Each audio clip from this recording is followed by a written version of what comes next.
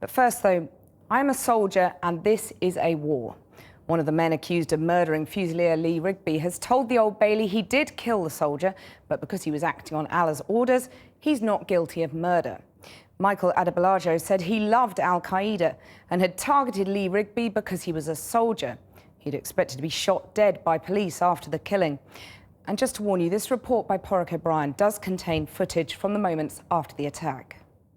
The only reason we have killed this man today is because Muslims are dying daily by British soldiers. And Michael Adebolajo's speech after the death of Lee Rigby in May. He reiterated similar sentiment in court for the first time today.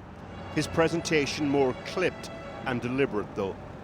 Barrister for the defence made it clear to him that this was not the time or the place for long political-style speeches. What was striking about the questions and answers in the first half of the day was how ordinary and at times pedestrian it all felt. He spoke about his favourite teacher in primary school and how the majority of his friends at the time were white British. He described his parents as devout Christians and remembers the family gathered around candles reading passages from the Bible on New Year's Eve. His parents impressed upon him the need for a good education. He says, and I quote, "The only way for a black man to succeed in the West is with a strong education." So he rather reluctantly attended the University of Greenwich. It was during his first year there that he converted to Islam. He said he remembered watching the Iraq War unfold on television around this time. The campaign of shock and awe, as it was called, made him angry, he said. British police terrorists! He went on to talk about his involvement in the radical Islamist group Al-Mujahirun. While he attended several demos, he said he came to the conclusion that this was ultimately impotent rage and that he needed to go further.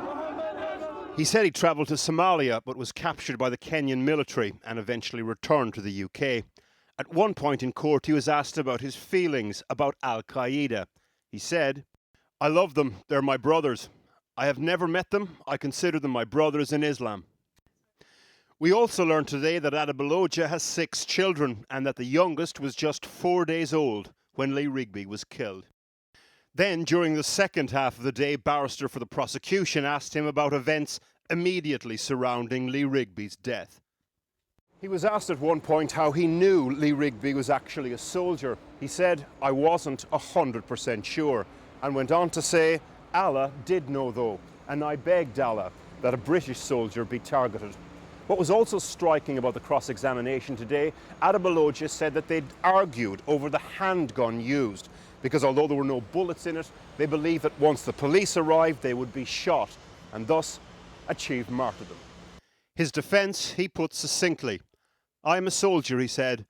"This is a war."